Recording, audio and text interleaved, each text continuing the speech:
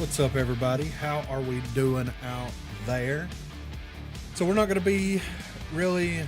What's up, Rubio? I know, right? And there's some new things that have come to light on Marvel Rivals. So, I wanted to just kind of talk about it. I'm tired and just kind of wanted to hang out and just chit chat and talk about some of the good and the bad, right? So we'll start off with the bad right now. So Dextro posted, and actually Dirt sent us the link to this in a group chat, and I was like, wait a minute, what? So employees at Marvel Rivals developer NetEase have been arrested for allegedly laundering up to $139 million. $139 million. All right. So there's a link right here in the article, and we go into the article here, and this is Dextro's website. So executives and other employees at Marvel Rivals developer and publisher NetEase have been arrested in connection with an alleged money laundering scheme. The amount laundered could be up to $139 million. So Marvel Rivals on the horizon. It's exciting times for NetEase. The beta was exceptional, and it's got potential to come out swinging as a rival to Overwatch, just as the hero shooter genre saw one of its biggest failures in Concord. However, they got the wrong kind of excitement in the office when 9 employees were arrested in connection with a possible money laundering scheme.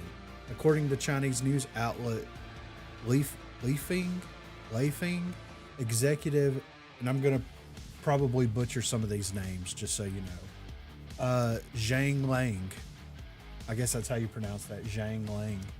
And several other now former employees allegedly laundered money through contracts made with up to 28 different business partners.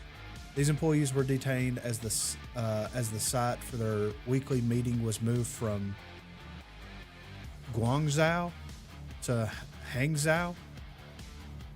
I'm probably butchering that, and I apologize. With authorities interviewing, that's pretty close. It's authorities intervening and detaining them at the new meeting spot at a sting operation. And though details are sparse due to this being an ongoing investigation, the amount allegedly laundered could be up to 1 billion Chinese yen or 139 million USD. This money was part of an existing business dealings in the company that had totaled up to around 2 billion yen. So the actual amount won't be determined until the investigation has concluded. As of now, Rivals is scheduled to release, and it's unaffected. They revealed Moon Knight, which we'll talk about here in a minute. So it says Marvel Rivals isn't the only game NetEase has worked on.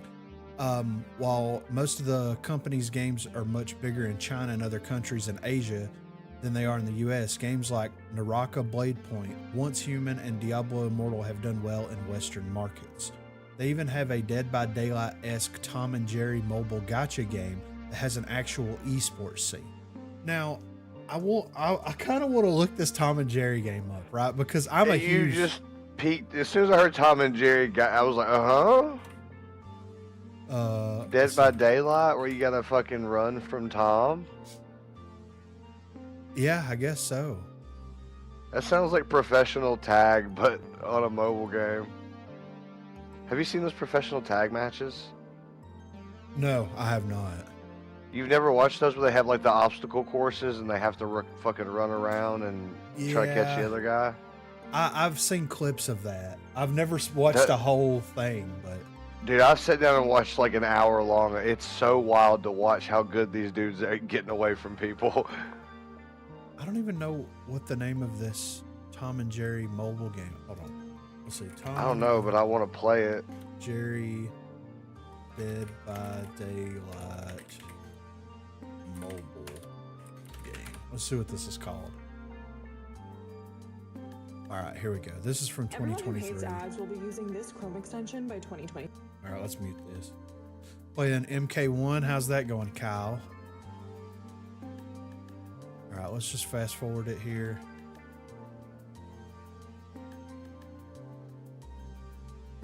The graphics look great. Beleza. Okay, so it's a 2D. It's like Maple Story kinda. Pegar, peguei. Só vamos, velho. So you have to. It looks really good, actually. Caramba, ele desliza na água, mó engraçado, mano. That does look pretty neat. Colocar Yeah. aqui, ó. Why don't they bring this to Vou like levar assim. consoles and stuff? Andar devagarzinho porque tá Definitely lagado, né? good. Opa, fudeu. Toma, Especially if there's a stunado. competitive scene. Yeah. Sai, sai, sai, sai, sai, sai. A wedge of cheese. Ô, irmão, qual foi, cara? Sossega o facho. That's interesting. Porra, aí é foda, né? O cara tá So louco you no gotta try to meu get the cascudo. cheese back to your hole without getting caught. Calma, filho, Yeah. calma. And I'm guessing that you have to. It takes a while to like deposit it. Stunado de novo. It must. Tome o That's a DS. big piece of cheese for the Vai little fora. hole. You know, Tom and Jerry Chase. How have I never heard about this? Os caras For conseguiram real. colocar um queijinho lá embaixo. I love Tom and Jerry. Beleza, pegar o milk de novo. yeah, dude. Tentar colocar aqui agora. Ô, carai. Okay, so that's look at this. You're pretty. This is awesome. Não, usei o bagulho à toa. You have to like cram the cheese in the hole. Só vem, irmão. And the aqui, more vai, people vai that aqui. do it, the Guardar o faster it queijinho na goes. That's kind of cool. I Beleza, like os caras já that. estão guardando o outro lá em cima, aparentemente. I would definitely play this. Okay. So that looks cool. So yeah. I mean 139 million. But if it's 2 billion yen, let's search that to USD. Let's see what that is. 2 billion. Let's see. $278 million. So that's what the high end of it could be. If they're saying that totaled up to around 2 billion, then it could be up to 278 million, which is a lot of money, dude. Like Yeah, especially in China. yeah, like good God, you know? What's funny is like when you look at the conversion here Mm-hmm. on Tuesday, it's like fine. It's like the highest, it's almost the highest that it had been since October the 11th. And then on Wednesday, November the 6th, it dropped like so much. It dropped and then it picked back up on Thursday and then it dropped again and it stayed low. You know why that is. Yeah, yeah. But anyway, so we got Marvel Rivals. I think I'm not 100% sure, but Zhang Lang, whenever they were doing the first beta, or not the first, the closed beta that we all played, they did a live stream before the beta went live and was showing the balance changes that they made to the game and also the let's see, Venom and Adam Warlock, because those were the two newest characters. So I think that this dude was part of that because there was like 3 or 4 NetEase employees that was part of that. And one of the guys was from China, and there was 1 or 2 that one was from somewhere in Europe and one I think was from the United States. And I think that this dude was part of it because I remember he was the guy that was like showing everything off, which is interesting because like, why would an executive, you know what I'm saying? Or like somebody that high up be like showing all this stuff off. I imagine that they would be part of it, but I'm not 100% sure. Of course. He's in jail now. Yeah. Right. Yeah. So That's China. They ain't fucking around. right. But we do have some cool stuff. Moon Knight was announced. I'll get into that here in a second. We got this Star-Lord Guardians of the Galaxy Volume 3 skin, which I really like this skin quite Yeah, a it bit. looks good. Yeah, it looks great. let's see. Then this right here is probably the best skin that they've announced so far. The Mr. Knight Moon Knight skin looks amazing. I love this skin. Yeah, it looks really cool. The Venom Penny Parker skin looks interesting. I want to see what this looks like in game. Like, I understand that they have like the purple outline as like an aesthetic to it, but if it's black and green, it's going to look super cool. Yep. I don't know if the purple is part of the aesthetic, and if it is, that's fine. But it's hard to tell because it looks like there's a lot of reflection. I can't really tell if this is black, shiny metal that's reflecting purple light. You know what I'm saying? Or if it's like purple as part of the suit. I like purple as part of the suit. I think it looks good like that. Yeah. But I mean, I've always loved lime green contrast to black. Yeah, there's something about it, right? It's a really cool scheme. Yeah, I don't know. Maybe because I was like an early 2000s goth kid, but I love that color scheme. Yeah, it looks great. And then we've got the Guardians of the Galaxy Volume 3 Groot, which, I mean, it's all right. Yeah, I mean, it's Groot. It's definitely Groot. Yeah. It's like, how many variations of Groot can you put in there? He's just a tree man. Yeah. The Thor Love and Thunder, which is fine. It's gonna, like, Thor to me is gonna be kind of hard to do skins for because he's always been very Thor. You know what I mean? He looks like Thor all the time. Like, even in the Ultimate universe, he looked almost identical. You know what I'm saying? Like, yeah, that's what I'm saying. Like the most you get with Thor is like with a beard, without a beard, with a helmet, without a helmet. Yes, and that, or yeah. him in his human Doctor Man form. Yes, yeah. Which I would Which be. That okay would be a with cool that. skin. Yeah, I would be perfect. I was thinking that'd be a dope ass skin. So. Yeah. Guardians of the Galaxy Volume 3 Rocket Raccoon, which I do like. I hope. Yeah, I think that's a really cool looking rocket. I like the blue and the red. I really like the way that their outfits in that Volume 3 looked with the blue and with the blue jumpsuits with the red flare on it. So I'm hoping that they give what all a great of them. movie. Yeah, right. Every one of those Guardians was a good movie. Yeah. The Eldritch Armor Magic, I wish that it would show the full body instead of just like the sword and like, the upper chestinal region. Yeah, I'm guessing it's just magic, but with like silver angel armor. Yeah, with like silver and white armor. Yeah. Superior Iron Man looks kind of cool. I really like that Superior Iron Man skin. Yeah.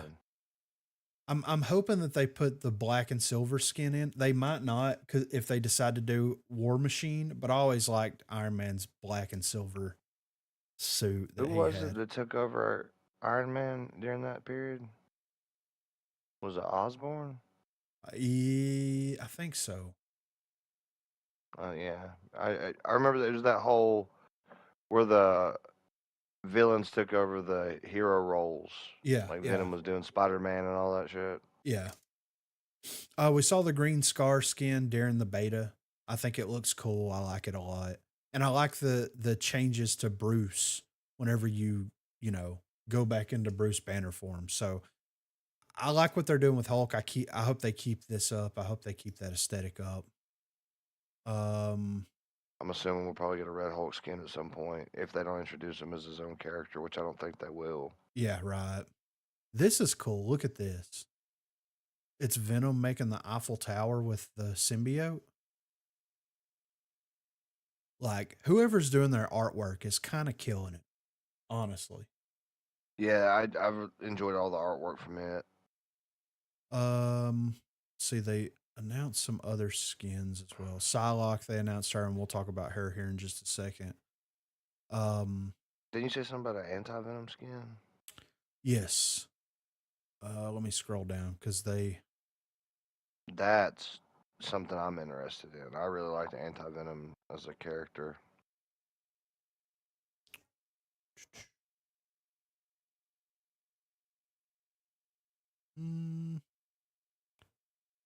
I don't remember exactly when they dropped that. I reread a little bit of that the other day, and I forgot that it wasn't Brock's antibodies. It was the leftover bits of the Venom symbiote and Mr. Negative's power Ah, that made anti-venom. okay. That makes sense. Mr. Negative healed Brock's cancer, and that's what created anti-venom. Right.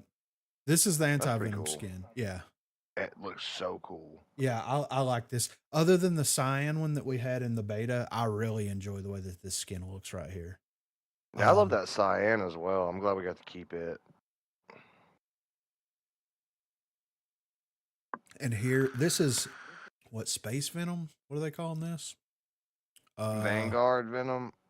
It's anti-venom and Space Knight Venom. Vanguard is like their version of tanks. Oh, okay. Yeah, that's kind of like the class. That was a cool skin. Yeah. It's not as good as anti-venom. Like, honestly. No, the anti-venom skin is so dope. Mm-hmm.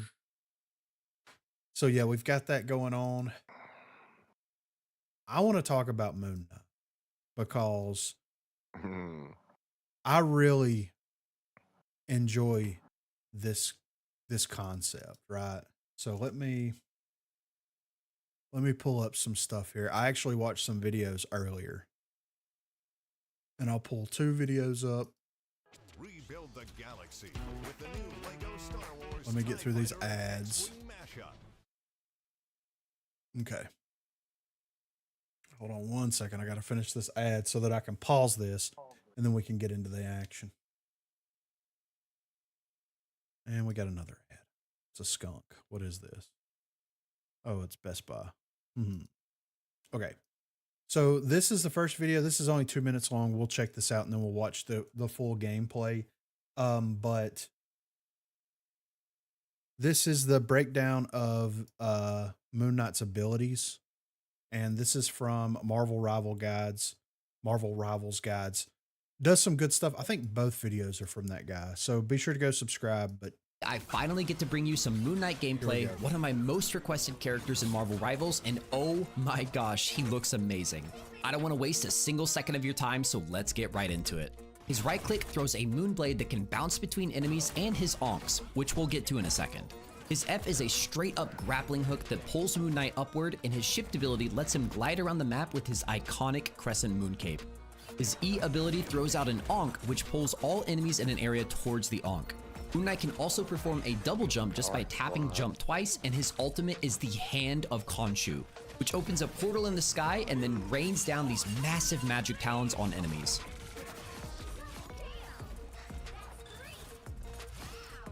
Moon Knight is a duelist that's going to specialize in taking out large groups of enemies rather than single targets. Moon Knight likes it when the odds are stacked against him after all. His left and right clicks bounce off of enemies, which means his DPS and value is much higher when fighting against big clumped up groups of enemies. That being said, he also has some great tools to chase after single targets with his grappling hook and shift ability, letting him get the high ground advantage at a moment's notice. By cleverly using his onk, you can take out enemies that can't even see you around corners by bouncing your left and right clicks off the onks. This ability is going to give us some awesome trick shot clips. And of course, his ultimate is a huge AoE teamfight tool that you can use to control a choke point or objective, and the ultimate lasts for several seconds. So the enemy has got the choice of either eating a huge amount of damage for the full duration of the ult, or scattering like roaches and letting Moon Knight chase and pick them off one by one.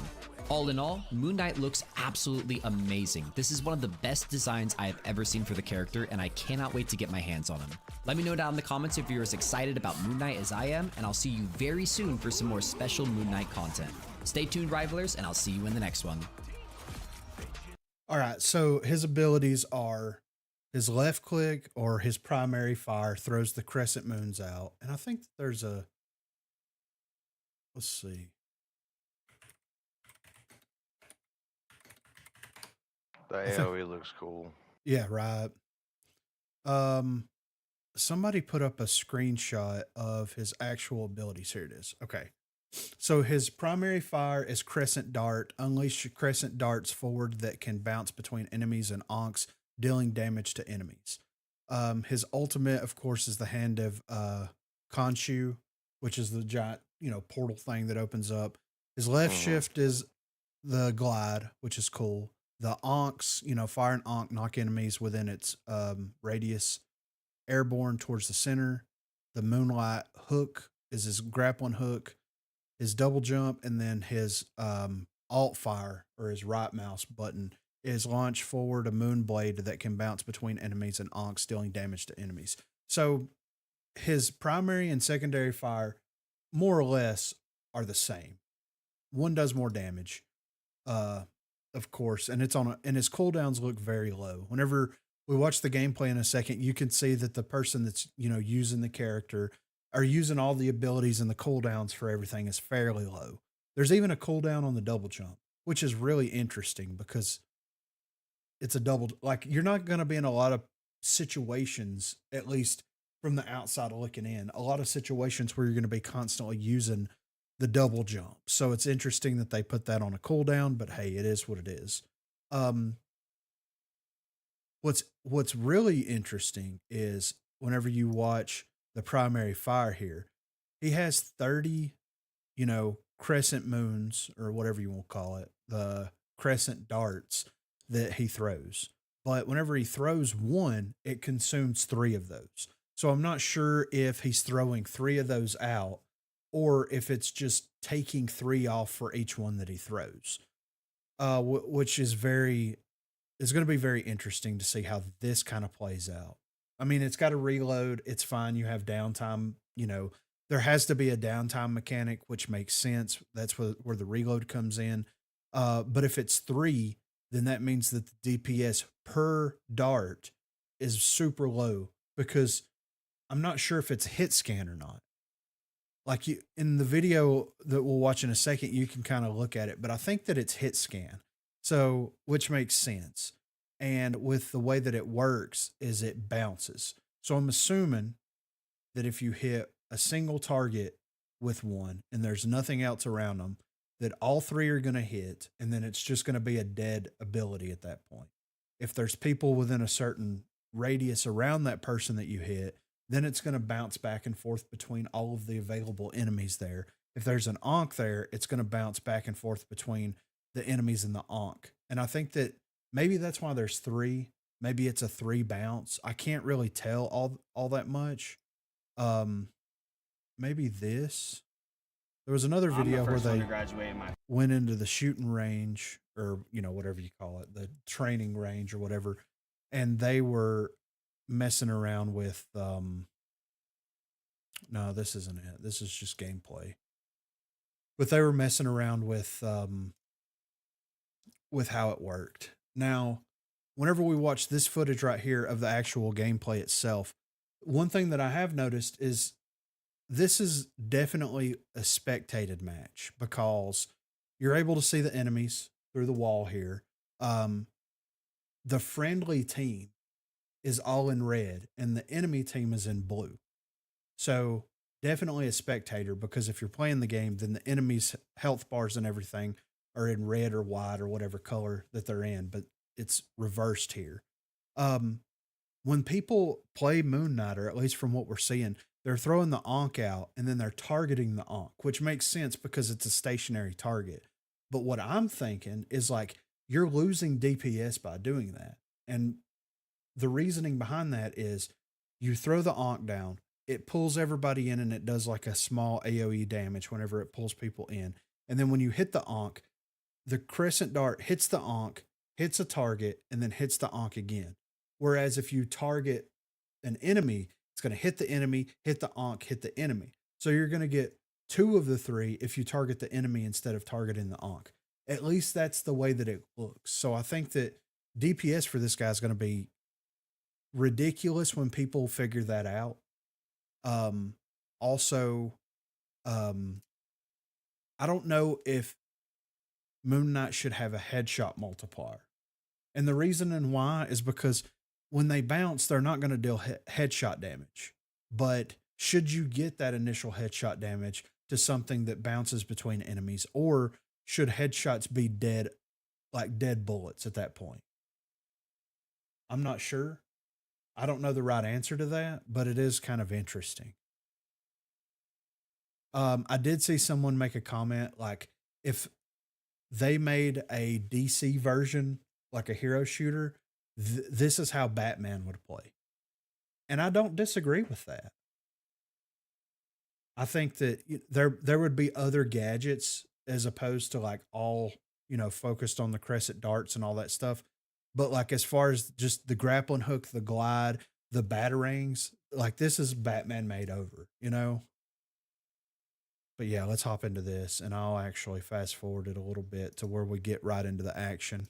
You need to stop that vehicle in its tracks. So this right here is where Moon Knight's going to be great because he's got such a huge area control ability with his bouncing projectiles that, like dude said in the video, not going to be much of a single target, basically how Spider-Man or some of the other characters like Flanks would traditionally play where they're high damage to a single target. He is spreading damage out like crazy. This is going to be a tank and support's worst nightmare because they're just going to continuously feed into that group of enemies, and they're always going to be damaging your tanks and always going to be damaging your supports by extension. I'll patch you up. I mean, look at this. Lots of damage out right there. All right, that feels better.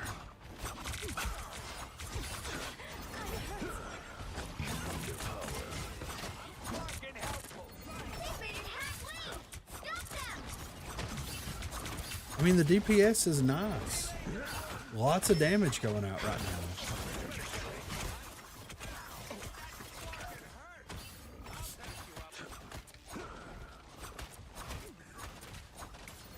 It looks like there might be projectiles.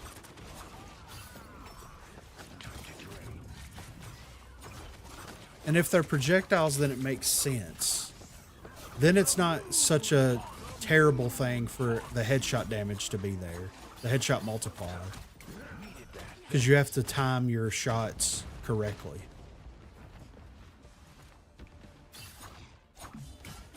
Yeah, they're fast, but they look like projectiles. So it makes sense why they target the Ankh, but you're still losing DPS whenever you're targeting that as opposed to targeting an enemy. And it looks like they're bouncing off of the shield, like the walls that Groot puts up. We are undefeatable.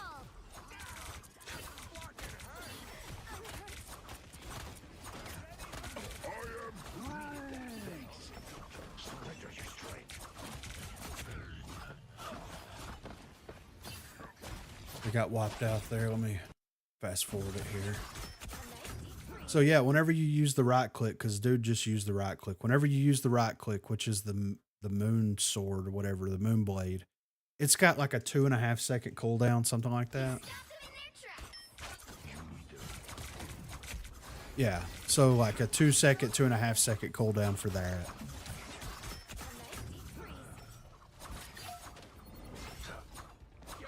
It means it's going to be up quite a bit. The grappling hook looks like it has a 15-second cooldown. You have 2 charges of the Ankhs.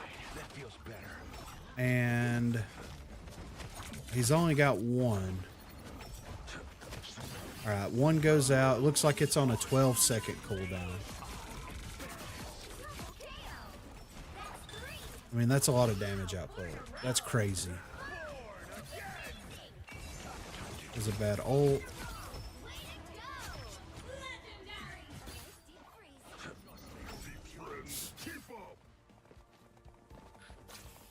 There's still a chance to stop them. I love the way that he looks. The cape doesn't look cheesy. They hit checkpoint. Now might be a good time to stop them.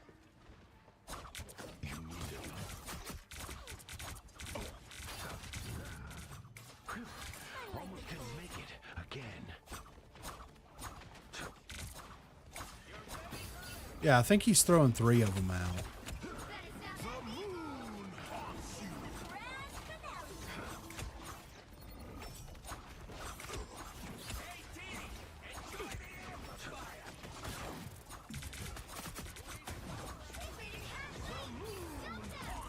We are undefeated.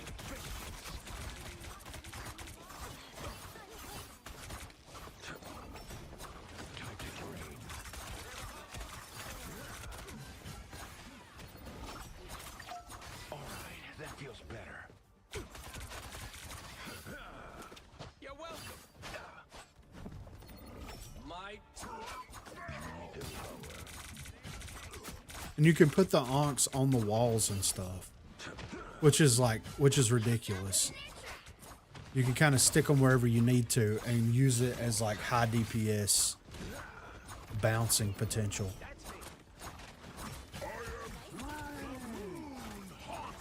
Punisher's down. Crazy.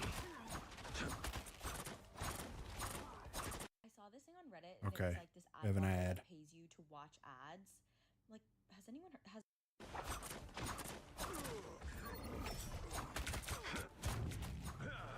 You stop them in their tracks. All right, that feels better. Be your best self.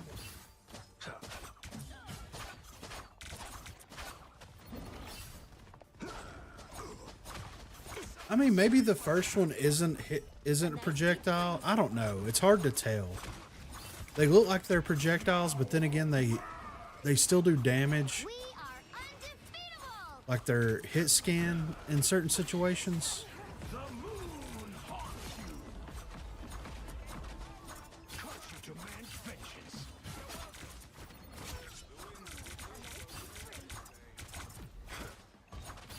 Surrender your strength. Needed that, thanks.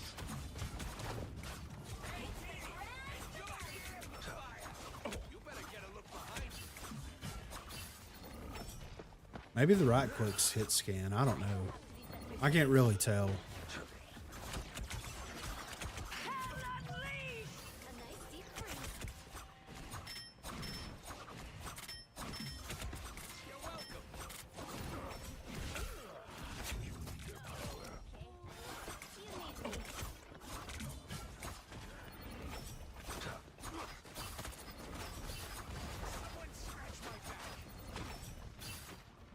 I suck.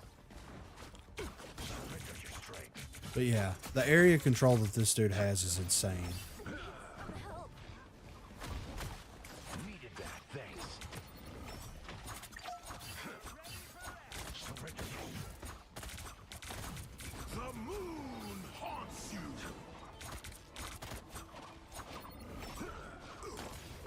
I suck. The moon. Can you double jump after you do the grappling hook? That's the move. That's the play.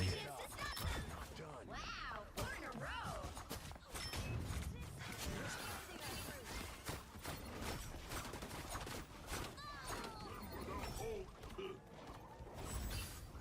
They hit a checkpoint.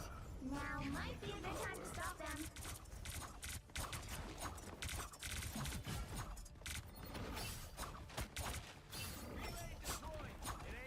Gonna be really good against tanks and stuff. Being able to throw that onk out like beside of a tank and be able to basically hit them behind their shield. That's gonna be huge.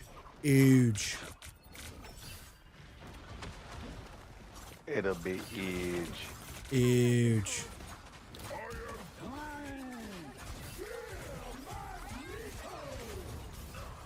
I mean, that was a really good ult combo. I'm not even gonna lie there.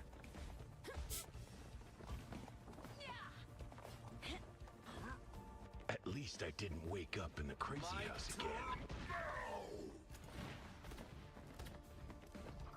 You stop them in their tracks. Needed that, thanks. Seriously, how many gods are there? The moon born again! Be your best self. That's 3. So much damage output. It is insane. Time to drain. Now remember, stop them.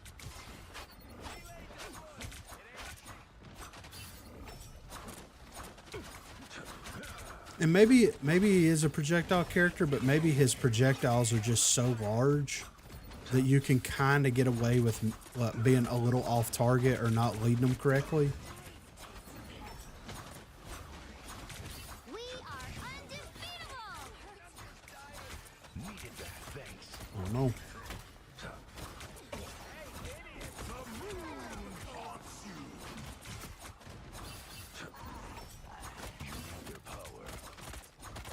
And you can use the enemy's Moon Knight's onks to your advantage. I'm assuming it still damages them, but it's going to bounce off of them.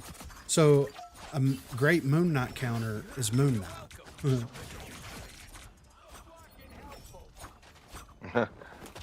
Like, honestly, if you're able to use that ability that way, then yeah. The only way to count Moon Knight is with Moon Knight. He's his own worst enemy, dude. I mean, for real though. Yeah, exactly. Yeah, right. Yeah. They said that the next season of Moon Knight's going to be R-rated. I mean, I'm with it. I mean, it was borderline R-rated in the first Yeah, season. it's pretty close. Yeah. Yeah. So, might as well take it to the next step.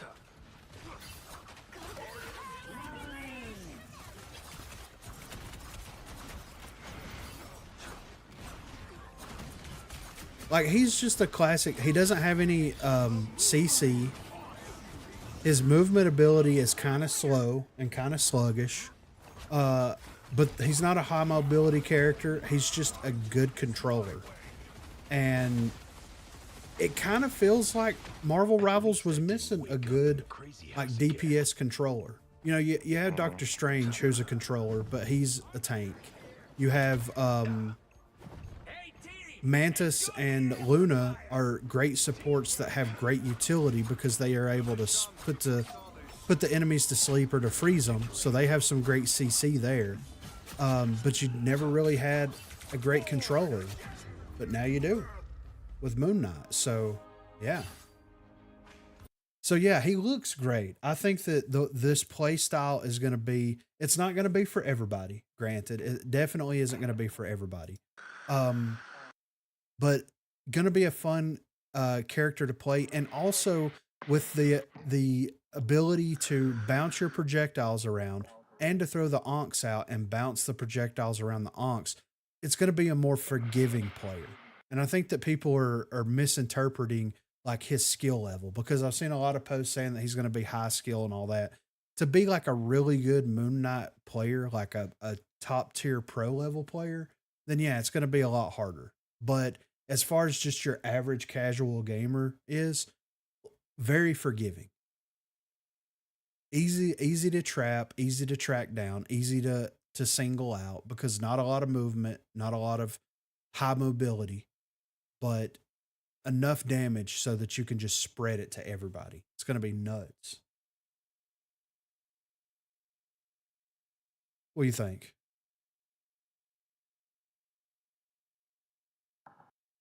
I'm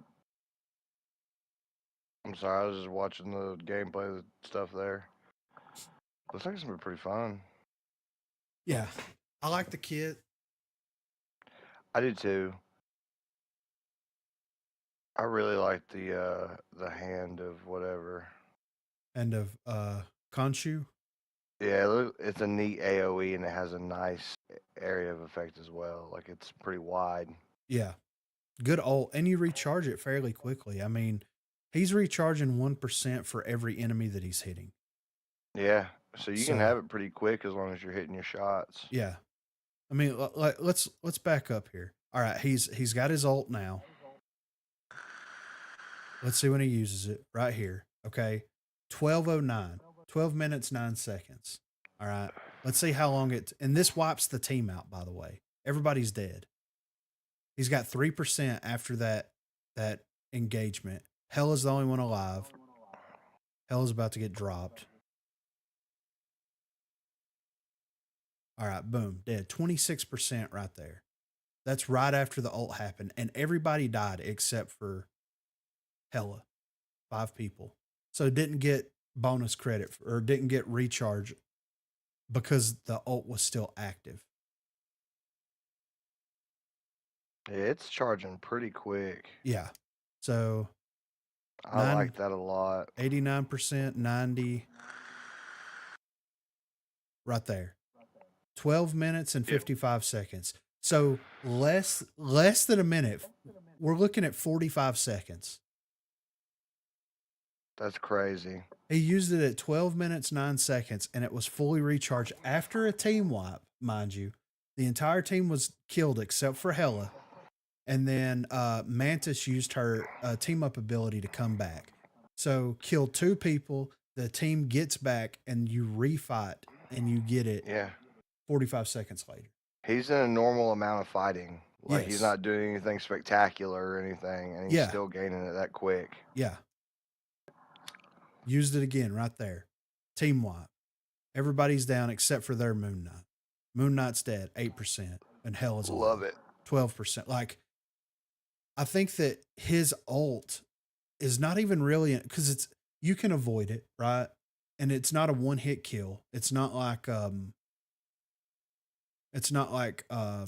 Wanda, where if you're caught within the blast radius, you're dead. If you get hit with one of those things, you can still survive. You just have to get out of there because they come down kind of sporadically. It feels like his ult is just a part of his base kit almost at that point, which is fine. If you're going to have a character that has an ult as part of their base kit, that's okay. It's easy to see, it's easy to spot, it's easy to avoid unless you like get comboed where you get like Groot ulted and sucked into it while the ult's happening, then it's done, you know? I wonder if it damages Moon Knight because since Moon Knight doesn't have a lot of mobility, I don't think it, maybe, I don't know. But since Moon Knight doesn't have a lot of mobility, then that would be a great deterrent if you're getting dove on by like a really good Spider-Man or something. You can just ult yourself. You're going to get it back in 45 seconds if you survive. So, 60 seconds is at the latest. So you can waste it to try to protect yourself. That's an interesting character concept, and I don't hate that at all. No. I like that he has the glide in addition to the grappling hook. I know, right? Yeah, it's a nice little accoutrement to it.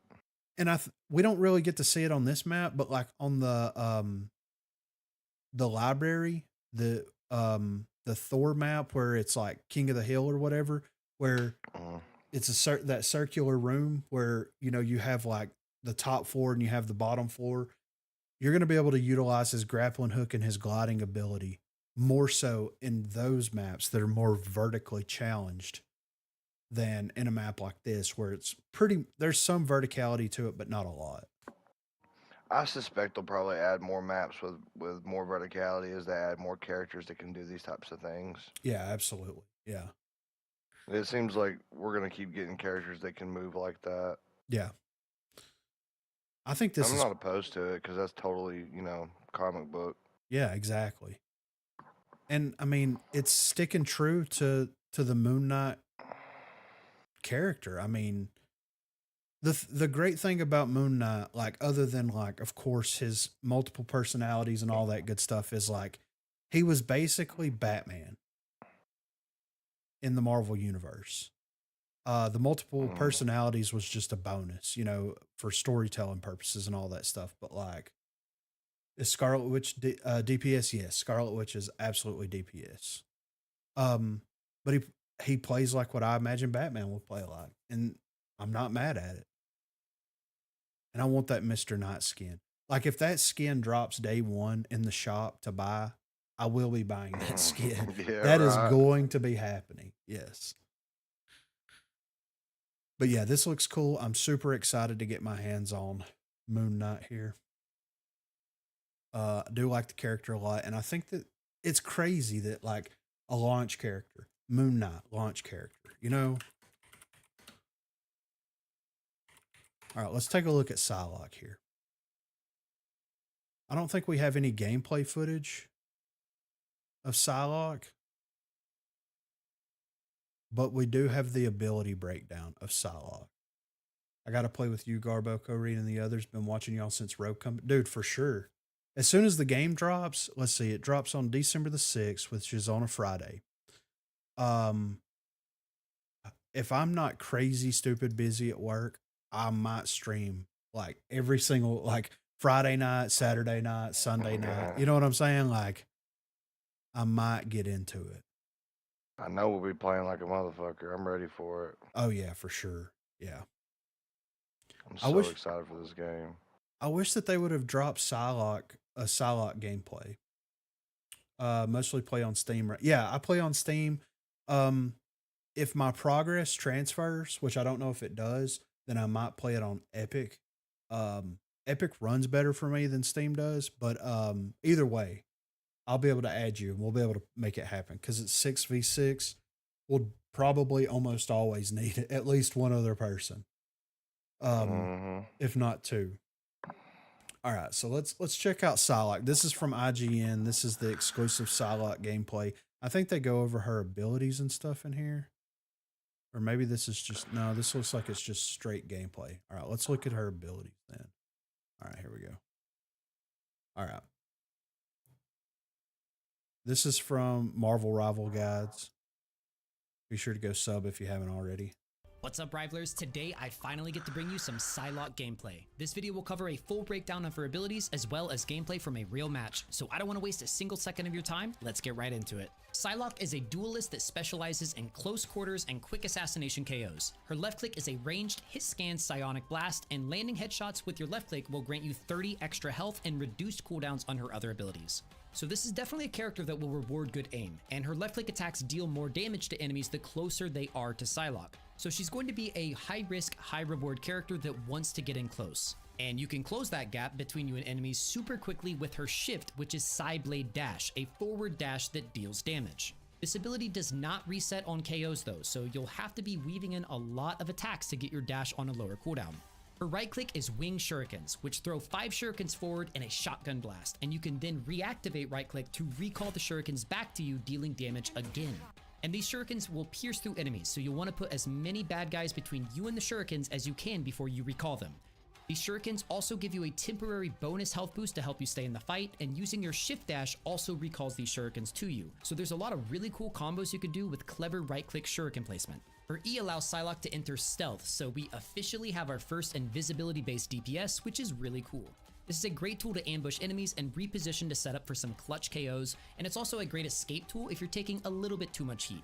You also get a burst of movement speed too, so you can go into stealth, run into the middle of their team, and then activate your ultimate. And oh boy, her ultimate is Dance of the Butterfly. Psylocke goes untargetable and creates a massive circle on the ground, which she can move around freely. Any enemies in the circle are randomly targeted and slashed through by a ninja that they can't touch or see. If there's only one person in the circle, they will take multiple strikes. This is a great ultimate to use in a choke point or a messy team fight, and unless the enemies use their mobility abilities to get out of the circle, they're probably going to get KO'd. I personally think this is one of the flashiest and coolest looking ults in the game. Psylocke also has a team up with Magic where she's able to quickly shift around the battlefield using Magic's portals, giving you another form of mobility to traverse teamfights with. What a journey! And yeah, that is Psylocke's full ability reveal. She is a mobile, high burst, high risk, high reward assassin with stealth and a teamfight changing ultimate. Let me know if you guys are planning to main Psylocke down in the comments, and I will see you in the next one, Rivalers. So interesting. Like, she's basically a shotgun character.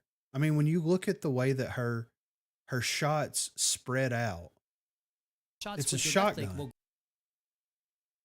Yeah. Scan psionic blast, and landing headshots with your left click will grant you 30 extra. So and the closer that you are to enemies, the more damage that it does. And that's interesting. I like that a lot. So she's going to play as like Buck from Paladins, like a shotgun character. Yeah. You're going to dive in, you're going to do damage, and then you're going to try to dive out. They gave her 2 abilities to allow her to escape, her invisibility and her dash.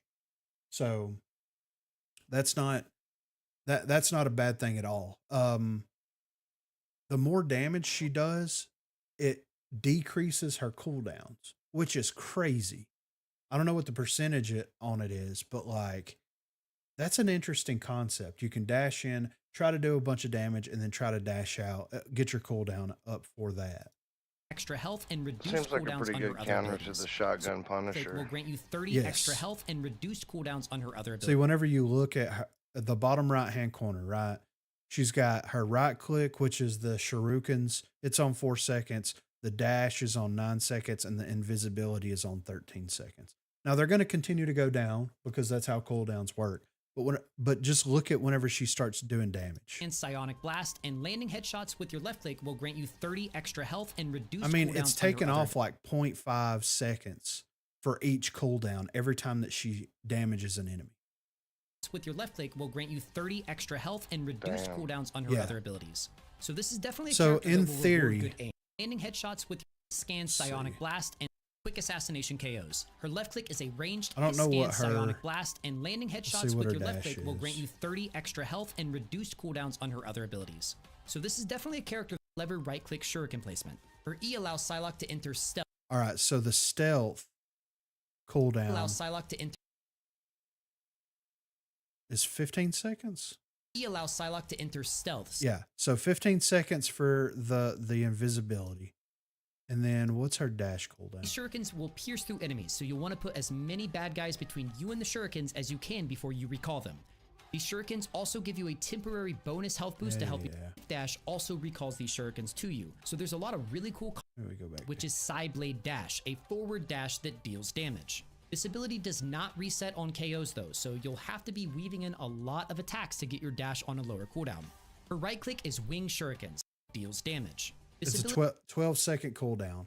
So if you're taking off, so basically if you're doing continuous damage, it looks like it's going to be a 6-second cooldown on that. Now, I wonder if the damage scale, like if the cooldown reduction scales based on the amount of damage you're doing. For example, if she does more damage up close than she does far away, and you have to meet a certain threshold of damage to get that cooldown to go down, then could you get it faster? So if you dash in, you're on a 12-second cooldown with it, whatever it is, and you do all headshots at close range, could you get it back in 3 seconds? Because you're doing that much damage. You're getting the headshot multiplier, plus you're going to get the damage for being up close. It could be based on damage alone. And I'm not mad at that if that's the case. December the 6th, Jay. That's whenever the official release date is. But let's just check out the gameplay here. IGN posted the video. I'm just going to mute it and we'll just start watching through it here.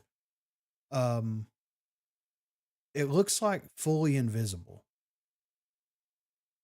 I'm guessing that the enemies can't see her if she is invisible. Which is okay, but they're going to have to release some type of a reveal character to counter her. And that would be perfect for Daredevil. Like if he was a reveal type character like that. He could hear the footsteps, and that. But yeah, she looks like she's going to play more of like a traditional flank role. It looks like she's going to be very annoying, but also fun. So you fire 2 shots. Yeah. So you fire 2 and then it's like a 0.25 seconds and then you can fire 2 more. So there is some downtime with your firing with the fire pattern there. Which is okay, because if it was consistent, then that would cause the cooldown thing to be crazy out of hand. You know what I mean?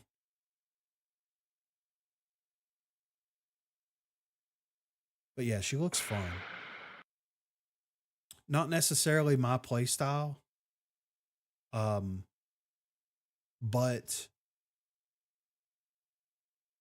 not mad at it. It's a cool design, cool concept for the character. Makes me super excited to like see this character in action. Cause she's got 250 health. Whenever she does the shurikens, she gains a little bit of a shield. She's squishy. Like Moon Knight had 275 health. Whenever she does the shurikens at full health, she has like 275, 280, something like that.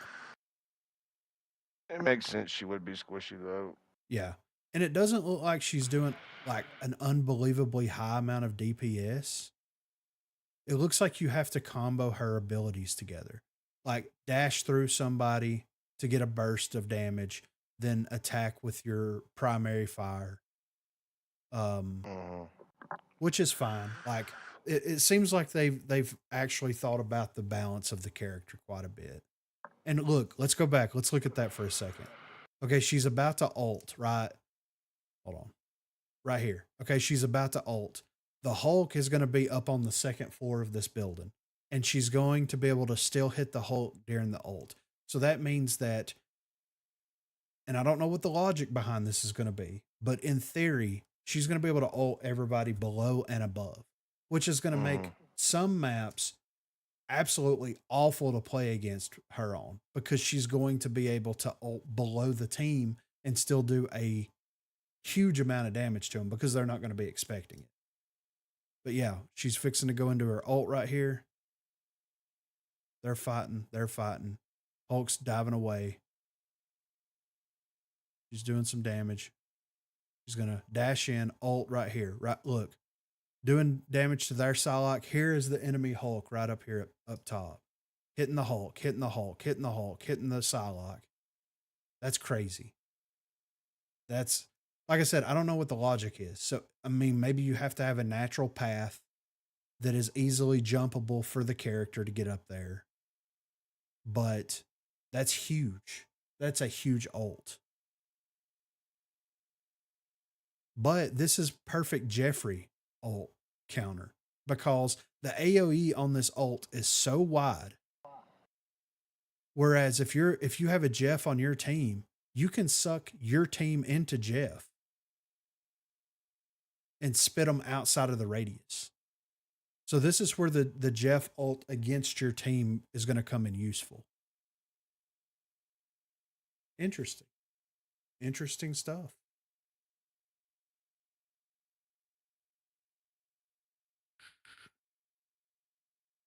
I like the character. Like I said, this isn't my preferred play style for games like this, but I'm not mad at it. There's a lot of people that like to play characters like this. I mean, the invisible chick on Overwatch, what's her name? Sombra or whatever her name is. I can't remember what her name is. There's a lot of people that like, they mentioned adding the Green Goblin too. Dude, I think the Green Goblin would be an amazing support. The pumpkin bombs heal people. You know what I'm saying? Like, you could do a lot with that. I hope that they don't design themselves into a box, though, because 90% of the characters in the Marvel library is going to come off as DPS characters. Mm-hmm. Like Adam Warlock, turning Adam Warlock into a support character was a genius idea. It makes perfect sense for the character, and it's a great, same thing with Jeffrey. Makes sense for that character to be a support. Hulk, Thor, Doctor Strange, makes sense for those guys to be tanks. There's a lot of there's more characters in the Marvel universe that would be tanks or DPS than support characters. So I hope that they think outside the box with their support character, matrix that they have over there, where they're trying to come up with support characters, because I don't want it to be the same situation as Overwatch and Paladins, to where you have an ungodly amount of DPS, you have a little bit less tanks, and then you have the least amount is support characters. I would love to see an even spread across the board, where it's like you've got this many supports, you've got this many DPS, and it stays comparable with each other. That's what I'd like to see. But yeah, I'd love to see Green Goblin or Hobgoblin. Doc Ock would be a great tank, in my opinion. Rhino would be a great tank. I mean, you have a lot of Spider-Man villains and character potential, hero potential there. The Thing would be a good tank. Oh yeah, the Thing would be phenomenal. Doctor Doom. I don't know if they're going to add Doctor Doom, because Doctor Doom is kind of like the villain of all this stuff. Like a big bad, yeah. But here's the thing though, like they're saying that like 2099 Doom and like modern day Doom have figured out a way to like make the two universes, the past and the present, collide with each other. They could end that story and make Doctor Doom a playable character as the outcome of that story, and then introduce another story where Thanos is the villain, or, Ultron, or Apocalypse, or you know, just pick a supervillain and they be the focal point. What's going on, Ashley? How are you? I'm having a great night. I hope you're having a good night as well. Imagine they added Thanos and his ultimate brings the entire enemy team health to 50%. I mean, dude, where he snaps them, dude, that would be insane. All right, let's look at Captain America real quick.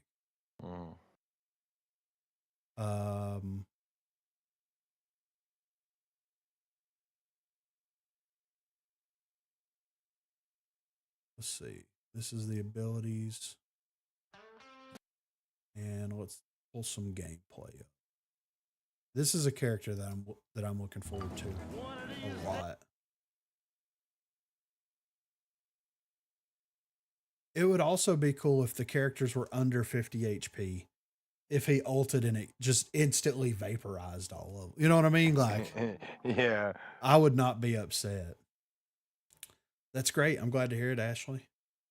Glad to hear it. Hopefully it's been a good weekend for you. It has been a busy weekend for me, unfortunately. But that's been every weekend for the past, like, I don't know, however many months. All right, let's take a look at, nope. Worked the past 3 days. God. Hopefully you'll have some free time soon, because I know how that is. Which even when I'm off work, I'm still working. So, what am I, you know, what is it all for? What does it all mean? All right, let's see what we got here. I mean, look at this dude. Never forget who. All right, so his primary fire here, Sentinel Strike. Get up close, strike enemies. Landing the second hit enables a shield throw that can ricochet. So it's going to be like melee kinda. His ult is the Freedom Charge. I'm a stay-at-home dad, so I feel like I can never not work. I understand. Yes, it is tiring. Yes, I agree. The ult is Freedom Charge, shield held high, carve a path forward, granting both himself and allies along the path continuous bonus health and movement boost, which is kind of cool. You can kind of ult to get back in the fight, you know, with him. The left shift or his movement is going to be the boost speed. His E ability is going to be able to hurl the energy charge shield to strike enemies in the path.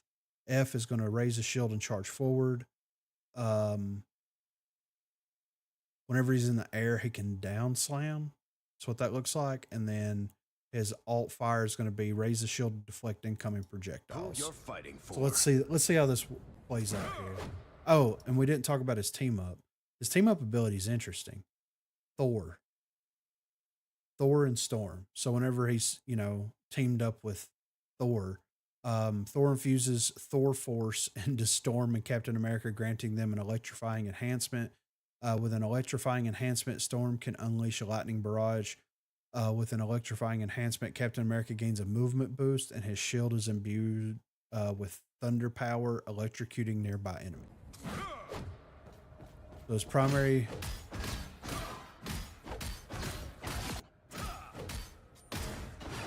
Enemy ahead. So that's going to be interesting, because it's every other hit is when he throws the shield. Or every second or third hit. So you're going to be able to time it to where if you're like punching a tank, you can look at the support real quick and hit them with a shield. Like this. Enemy ahead. I mean, that's kind of cool. Yeah, I like that. That's his movement ability and his, yes, more of that.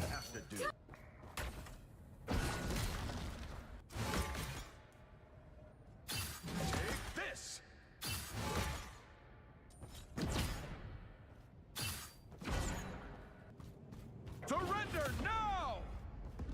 Enemy ahead. Prepare to engage. It looks like his attack speed's increased whenever he ults as well.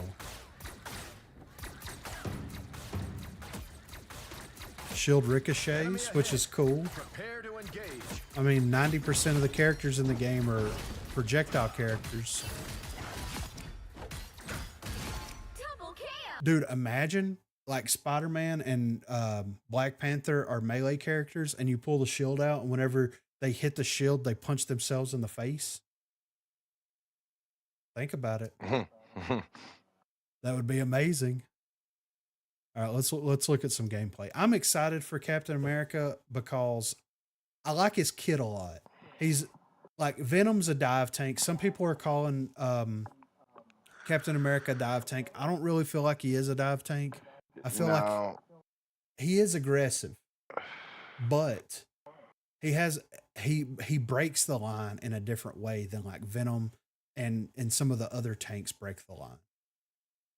And I don't feel like he's a dive tank, solely dive tank. I think that he's going to be a great hybrid tank where he's going to be able to defend. He's going to be able to move in, do damage, and move out. He's going to have a lot of different abilities that's going to allow him to be successful in that way. He's a melee character. They gave him a lot of movement stuff, which is going to be great. And then the shield, he's going to be able to just kind of pump it wherever he can. I don't know what the cooldown on the shield throw is. Let's see. All right, the down thrust was, let's see. He does it here. Jumps, bam, 8-second cooldown for that. I don't think that his shield is going to be on a cooldown. I think it's just going to have a like an HP duration, kind of like Doctor Strange's shield. Let's see. We done running around here, bud? Ready for... All right, yeah. Yeah, so 500 shield, which I think Doctor Strange had, what, 1,000 or 1,200 shield? So that makes sense. 500, more of a personal shield. I'm not mad at that. It's still going to be able to block like Wanda ults and stuff like that. So I like that shield. yeah. Let's see. I think that his dash. Is there an explanation as to why there's a magical ring coming off of it?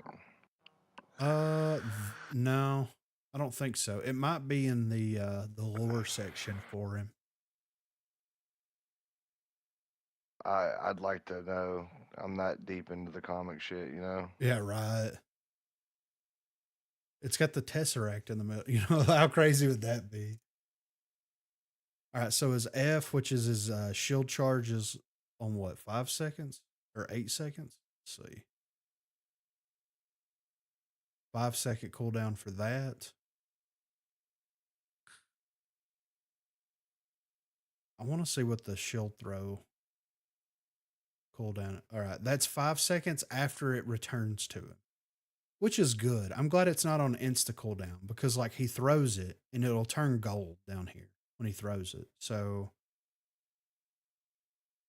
there he throws it. It takes like a good second or two to get back to him. 1 Mississippi, 2 Mississippi, 3 Mississippi. Yeah, so it takes 3 seconds to get back to him, and then it goes on a 5-second cooldown. So that's not bad. I think that that's a reasonable cooldown. Yeah, I like the way that this character plays. And I mean, other than Hulk, we don't have any melee DPS or melee tanks.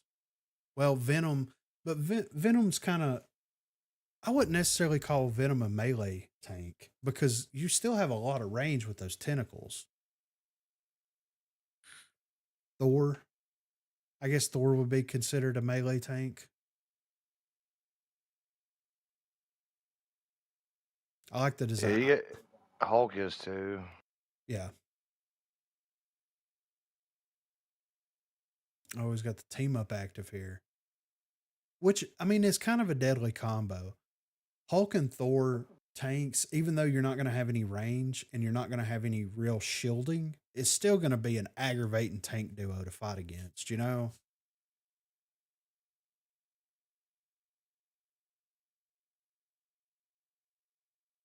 Let's see. Let me fast forward through this. Let's get into the meat and taters of it. No, we got an ad. Go fig. I do like having the movement speed increase just kind of at will so that you can just get in to the action.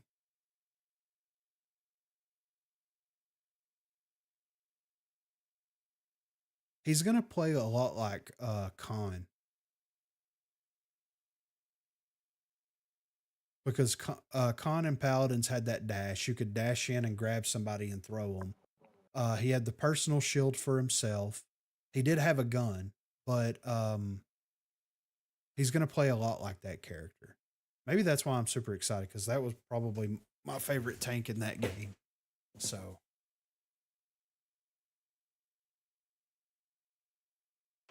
yeah, the shield dash does a decent amount of damage too. So,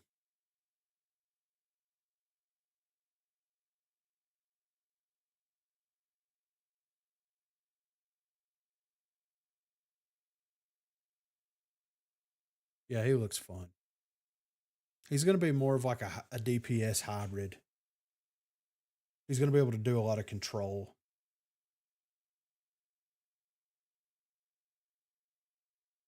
I just wonder how effective the shield's going to be. Like if you're blocking like a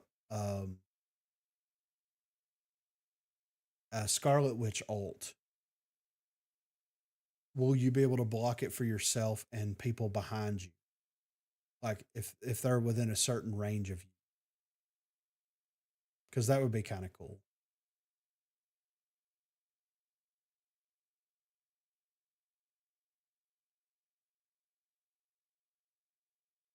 And I mean, Star-Lord's ult is going to be almost null and void against Captain America. If he's going to be able to ricochet all that damage back. Yeah, that's going to be ridiculous. Yeah, exactly. And he might not even be able to ricochet it back at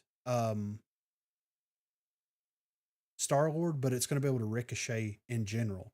So if you're up front getting targeted and you're able to ricochet it into another tank or something, like, wow, you know? I'm so fucking excited for that game, dude. I know, right? It's getting me hyped on it watching this gameplay. I know.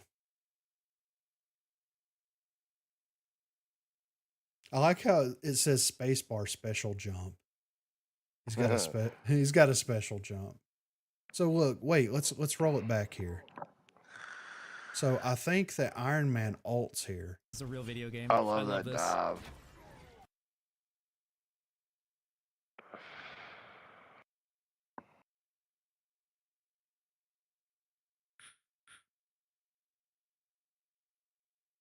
All right, we're gonna dive in. Yeah. Okay. Yeah. So Iron Man's ulting right here. Look, this is the most replayed thing right here. That's so funny. Right. Jump. All right, team. Good job. Good job. You'll have to keep fighting until we have a winner. Jump. Heroic dive. Okay, I'm gonna try to. He reflected it back. Wait, no, wait. I just deflected. Oh my gosh. I just deflected.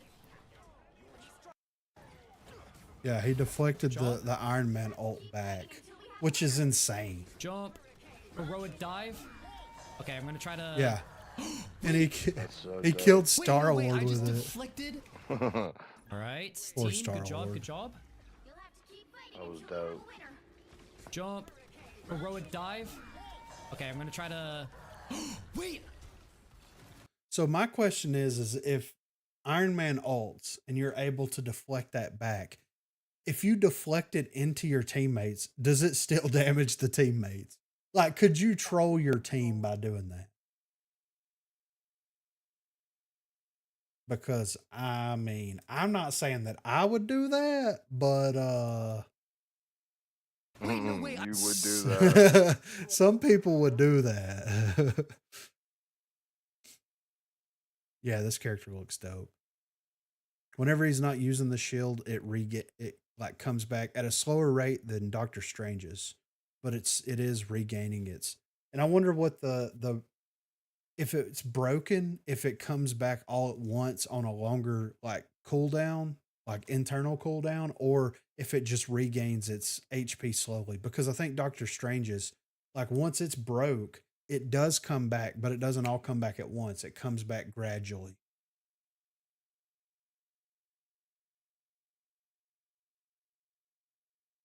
Yeah, I like being able to just run at will.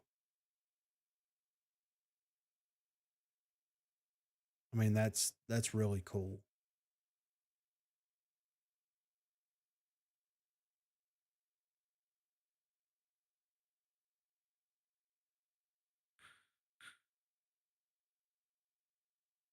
He just got put to sleep.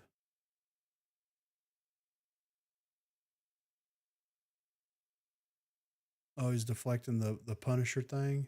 Okay, wait. It broke right there. Let me go back. Taking a ton of damage. Broke. Gone. It's on 0, 50, 1. Okay. So it comes back gradually over time, which is fine. I'm not mad at that. That way you have a little bit of shield. But Wanda's and Iron Man are going to have to be really good at when they time their ults. Probably won't be able to ricochet the Wanda ult, but the Iron Man ult ricochet is huge. So,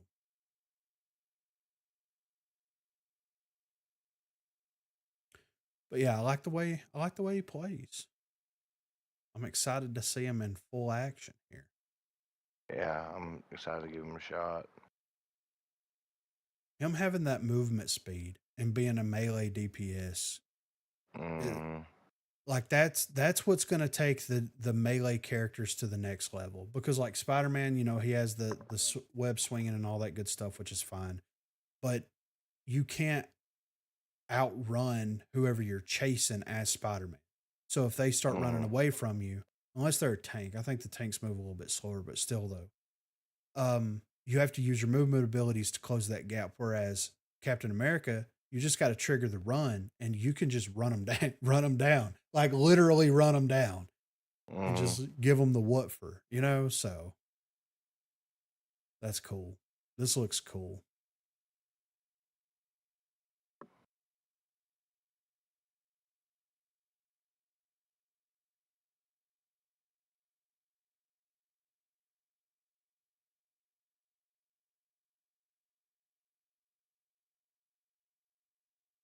Good tank. Good tank. All right. Let's go to Winter Soldier.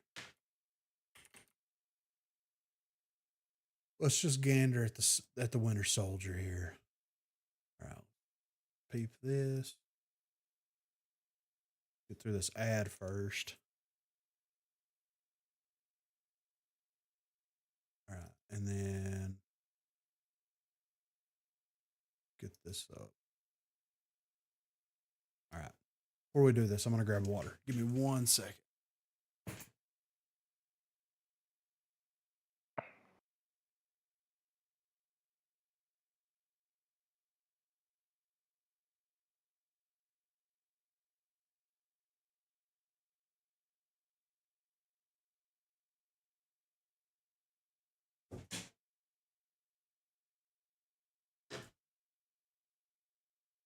I got me 2 waters because that's how thirsty I am. All right.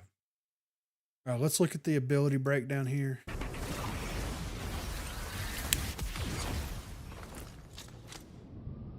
I'm not a symbol. All right, his primary attack, fire explosive rounds with his blaster. Rotor stern, damaging the target hit and enemies behind them, which is crazy. His team up ability, of course, is with Rocket, so Winter Soldier and Punisher are going to be able to team up with him. The ult, leap high and then dash forward and slam down with the bionic arm, dealing damage to enemies in range, marking them for culling. Marked enemies will perish instantly if their health falls below a certain threshold, recharging the bionic arm for another Kraken impact within a short period. So his ult has a reset mechanic built into it, which is insane. His left shift or his movement is going to be dash forward, seizing enemies along the path and knock enemies in front airborne at the end of the dash. His E is going to be tainted voltage, charge up and launch a powerful electric punch with the bionic arm in the target direction, dealing damage to enemies within range and slowing them. Bionic hook, charge up and launch a hook with his bionic arm, reeling in the first target it hits, and enemies lurking behind. So this is going to be a great counter for flying enemy. And then the passive is careless charge, rotor stern, whatever, reloads automatically while the bionic arm is in action, granting the Winter Soldier bonus health. Like Steve, I'm just a soldier trying to do his job. So the gun only has 2 shots, but look at the DPS. Like he 2-taps Luna with headshots and kills her. That's a lot of fucking damage, dude. Yeah. I think these galactic bots have like 250 or 275 HP.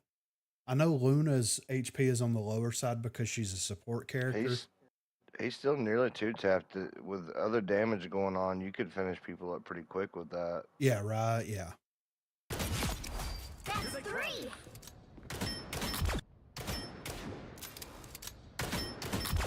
Double.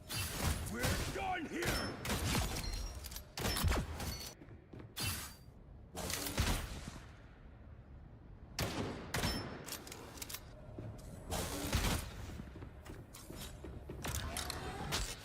Come back here. Not today. I mean, look at this right here. Not so fast. Get over here. Armed and This dangerous. is the ult. No, not again. This is the reset mechanic. Not Double again. kill. Not again. Here they come. Not Wow, 4 again. in a row. Got one. Mission accomplished. Double KO. You got them all. That's 3. You got them all. Wow, 4 in a row. All right, so those are the abilities and everything. Let's pull up this gameplay footage. So what's interesting, he's only got 2 shots in the pistol, which is fine. Whenever you use the other abilities, it like resets your ammo. So you have to kind of chain together a combo, at least the way that it sounds. So you fire 2 shots, and instead of reloading, you pop an ability because the ability is quicker than the reload animation. Then you have your gun reloaded and your target is being affected with the ability. Which is kind of crazy, but you know. At least that's what the passive said.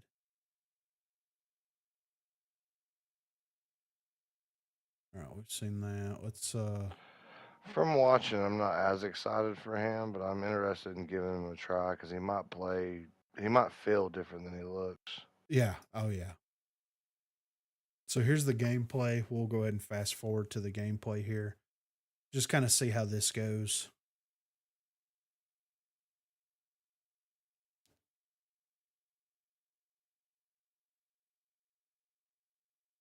And I think that they did actually make some changes to him whenever they had that last beta, whenever they were at some of those conventions or whatever. I think he might have 3 shots now in his pistol, but maybe they do less damage overall to compensate.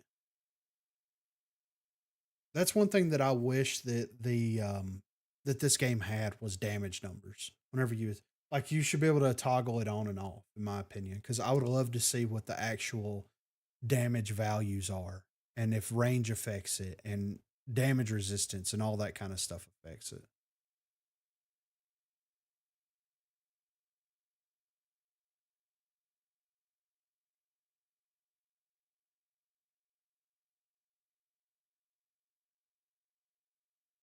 But it like pierces, it doesn't really pierce through enemies. It hits targets and whoever's behind it. So it kind of has a Moon Knight thing going on but instead of it bouncing, it just, pierces, kind of does piercing damage. And it kind of looks like it's projectile.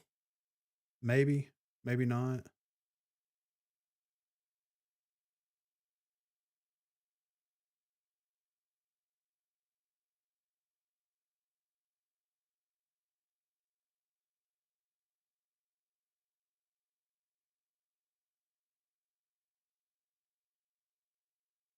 But yeah, if you're fighting against a flying character, or if you need to do some big damage to a support character or a tank, you could definitely chain his abilities together. You could yank him, hit him with the uppercut, and then shoot him, and that would almost probably kill the majority of of the characters. It'd be good to pair if you're standing near another melee character as well. Oh yeah, They can just get their ass whipped as soon as you pull them in. yeah.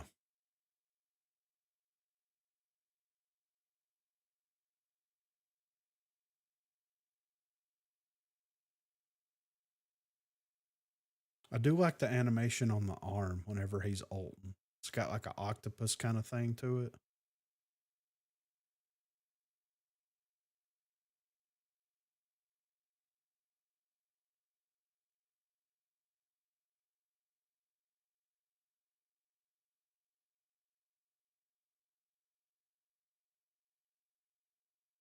That's kind of cool. I like that a lot.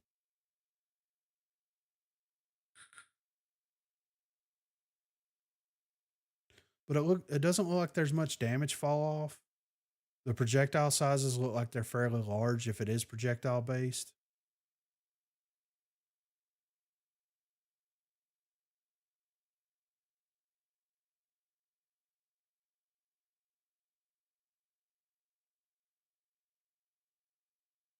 I mean,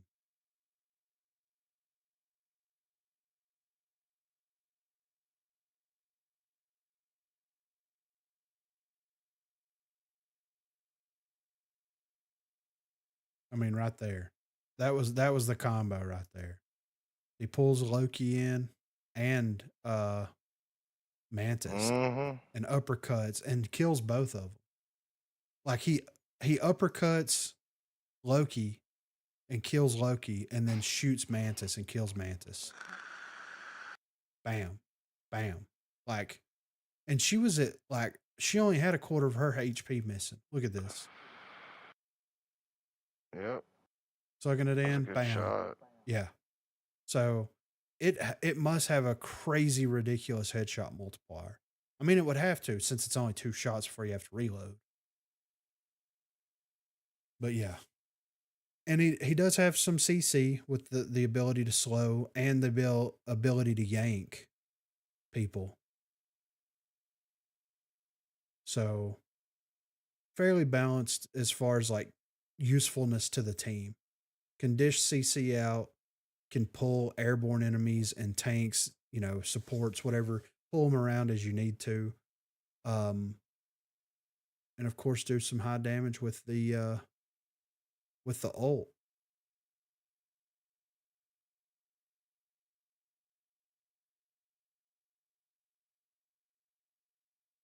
His cooldowns are fairly short.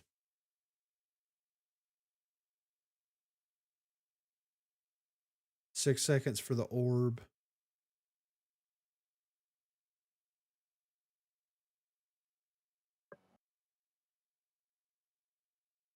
Let's see, 12 seconds for the uppercut.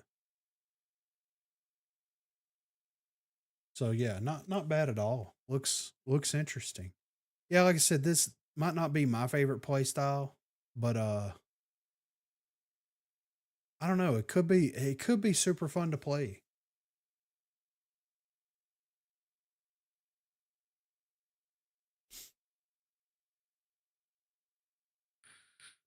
I'm honestly surprised that they didn't give him a team up with Captain America in some way. But it makes sense that he's got the team up ability with Rocket, but it would have been cool if they had a team up ability.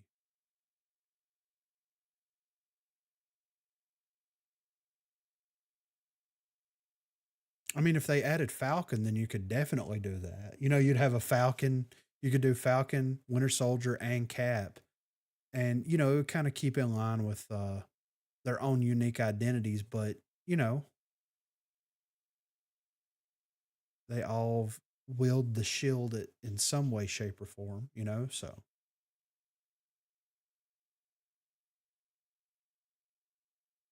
Yeah, it looks good though.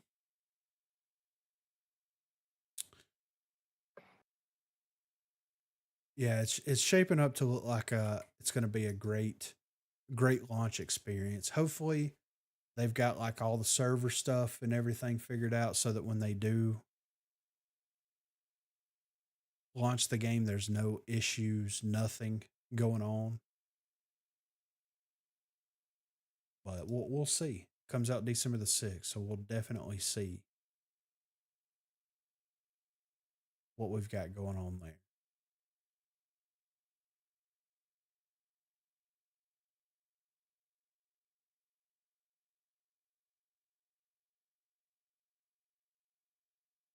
Looking good. Looking good. I mean, there's so many characters that they could add.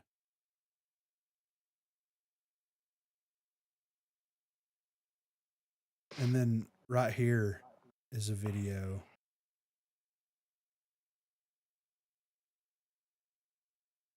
So in one of the Moon Knight videos, Hawkeye is being play tested. And the same thing whenever they did Psylocke, they showed Moon Knight as one of the enemies that they were fighting against. And right here is the picture. So this is the picture that they're basing all of it on. You've got, Bucky or Winter Soldier kills who they're saying that this is Hawkeye. And I'm not 100% sure if that is Hawkeye. I mean, if you look at the screenshots, I don't look like Hawkeye. where was that? I don't look like no Hawkeye I've ever seen drawn. See, this is the. Maybe. Let's see. Maybe it's old man Hawkeye. So this is him from the back. This is what they're saying. I don't dislike the concept. It's definitely different, right? But I don't dislike it though.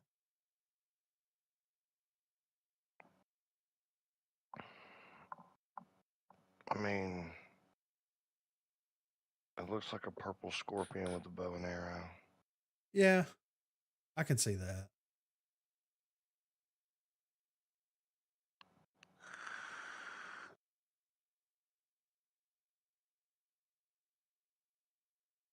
I guess that's the only concept footage that they have.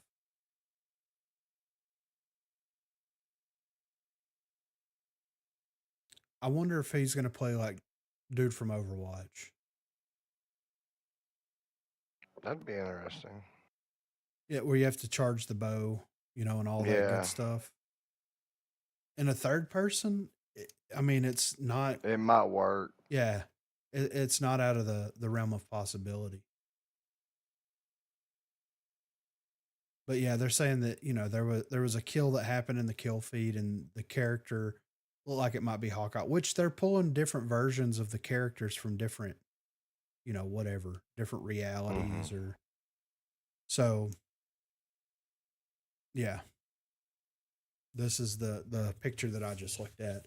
Like I said, I don't hate the concept, but that's the great thing about the game, though. There was people complaining about the way that like Moon Knight looks, and they posted a picture. Let me see if I can find it. Hold on.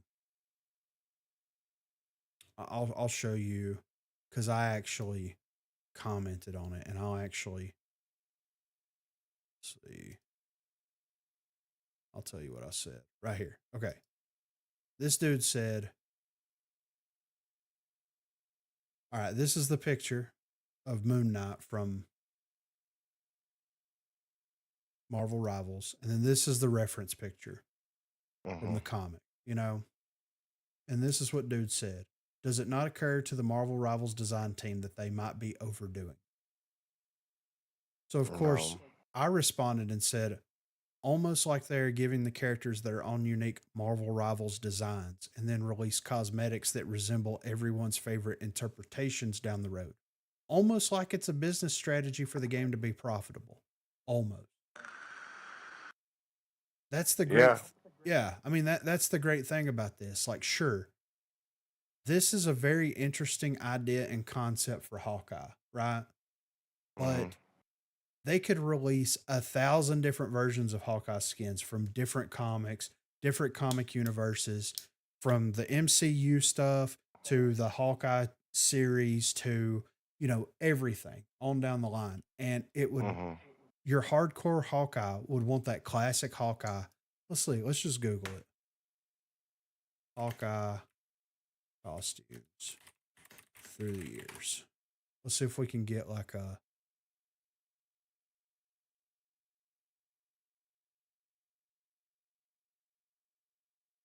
All right, here we go. This is.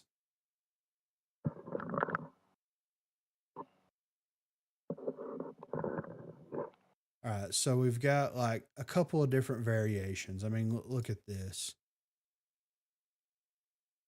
We've got 3 different variations. I mean, they should have went with a headband, in my opinion. Just with that right out of the gate. And then we have alternate. Oh, go ahead. The one on the right's the one that everyone in our generation is going to think of. Yeah, exactly. Right. But then you have his 90s costumes, which, they look interesting. They're very Hawkeye. And then we scroll down to the 2000s and the Ultimate.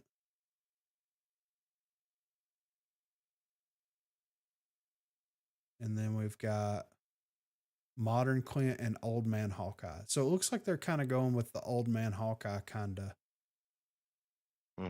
thing with,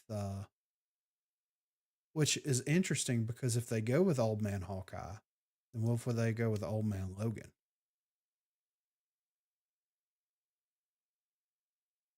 Could be fun. But yeah, they could take any version of his costume and put it in. Because this probably what we're going to do with most of them. Yeah, exactly. Right. Yeah. I mean, it is a good business strategy because it's like, oh, I want to buy that skin. Yeah.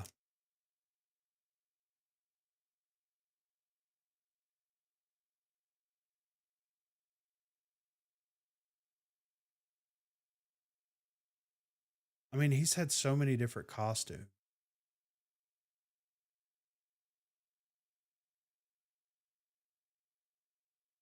I mean, this is Heroes Reborn Hawkeye. Looks insane. The mini skirt. Why not? Let's do a mini skirt Hawkeye. I mean, look at this. Make sure he's tucking it. But it's fine.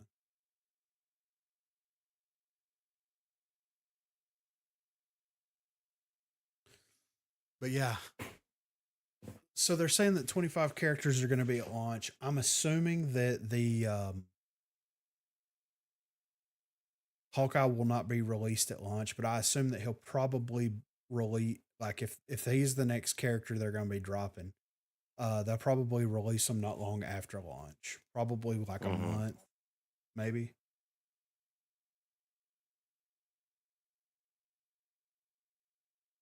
Which makes me wonder, like, when they drop the game, full release, are they going to drop the game right out of the bat with the battle pass?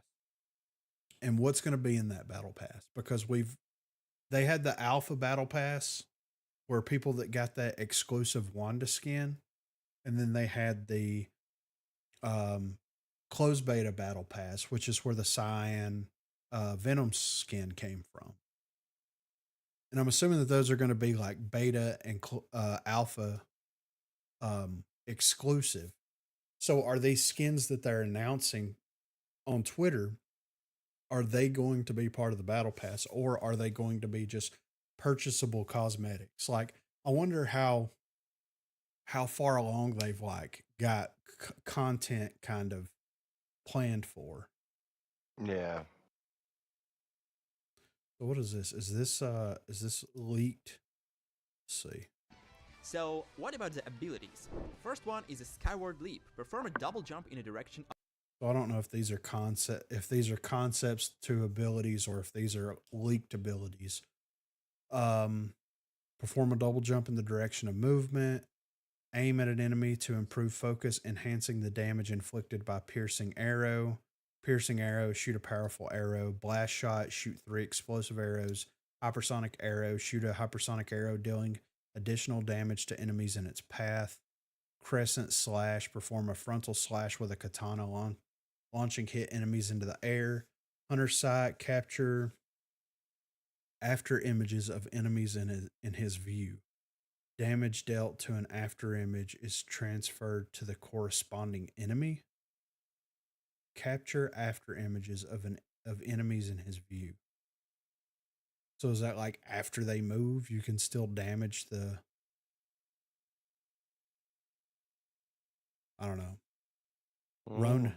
Ronin slash, swing the Wagzka. I don't know how to pronounce that. To strike frontal enemies, deflecting all income. I don't know. I don't know. Ronin should kind of be his own character, in my opinion. Yeah. Let's see. So I'm guessing that these are maybe leaked. I don't know. But he's going to play a lot like Moon Knight, though. I mean, realistically, low mobility. Probably, like, if they do the different arrows, be able to, like, use them, like, some AoE, some utility, you know, things like that. So.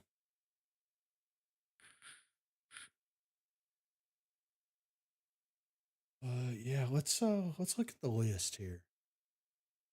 Well, let's see what we've got here.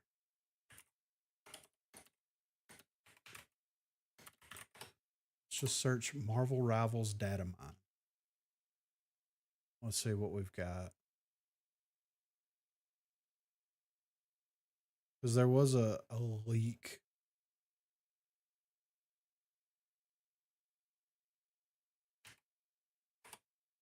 Characters that leak. Let's see. Okay, here's all the leaked and teased characters. Get it. All right, so this is allegedly, right? Human Torch, Hawkeye, Captain America, which we got, Cloak and Dagger, Deadpool, Wolverine, Ultron, Moon Knight, which we got, Squirrel Girl, Black Widow, Mr. Fantastic, Blade, Psylocke, which we got, Iron Fist, Doctor Doom, and Green Goblin. I think that the next two that come out, like if Hawkeye's already like in play tests, Hawkeye's definitely going to be one of the next ones that's going to release. But Deadpool and Wolverine definitely have that. They've got to be part of it, you know? After the movie, they have to do it. Mm-hmm.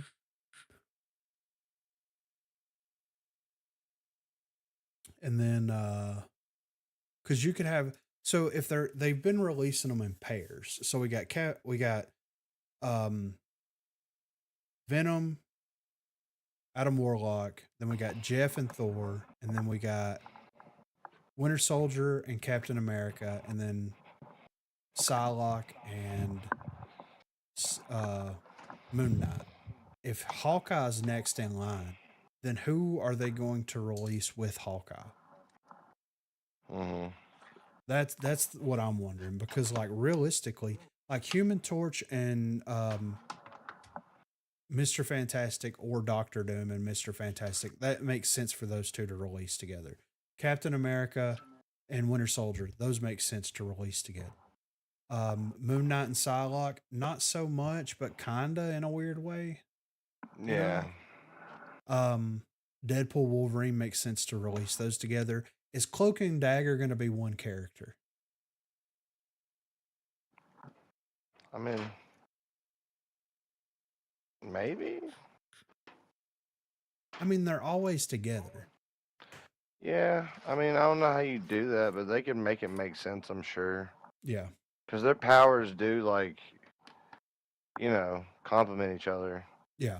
Well, that's like if they did a DC version of this game, it's like Hawk and Dove would be one character, right? Yeah.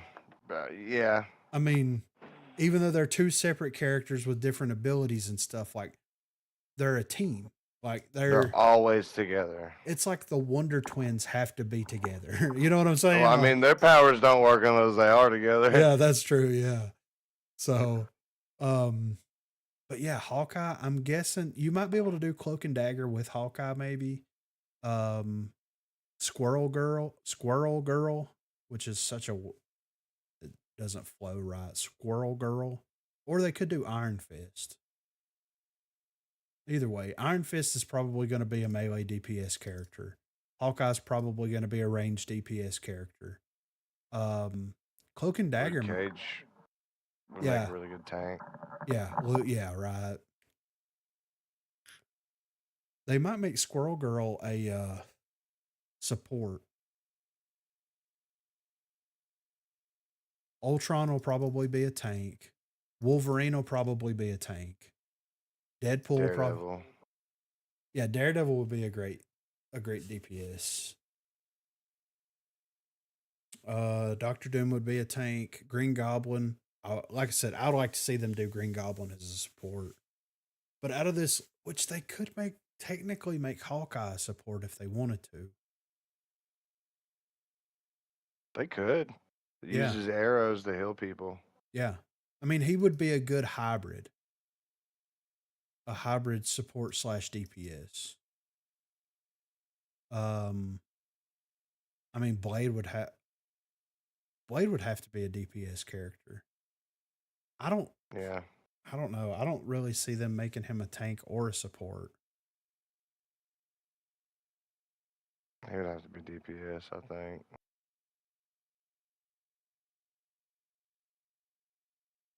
It'd be cool if they released what's his fucking name? Morbius and Blade at the same time. Oh, that would be sick, dude. That would make a lot of sense. It's Morbin time, dude. Speaking of Morbin time, I watched Joker earlier.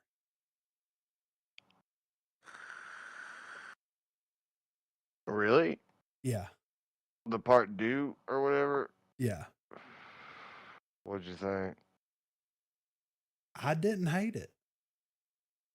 I mean, Q and Walt said they liked it, and you know how picky those fuckers are. Like, it's such a different, almost foreign take on Joker originally that it's kind of hard. That they gave themselves enough wiggle room to kind of do things that they wanted to do with the character.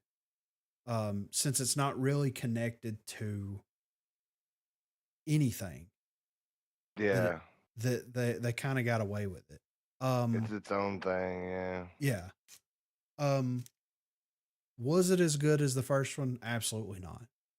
But I did not hate it at all. I thought that it was a very interesting continuation and it's a logical continuation of the first movie.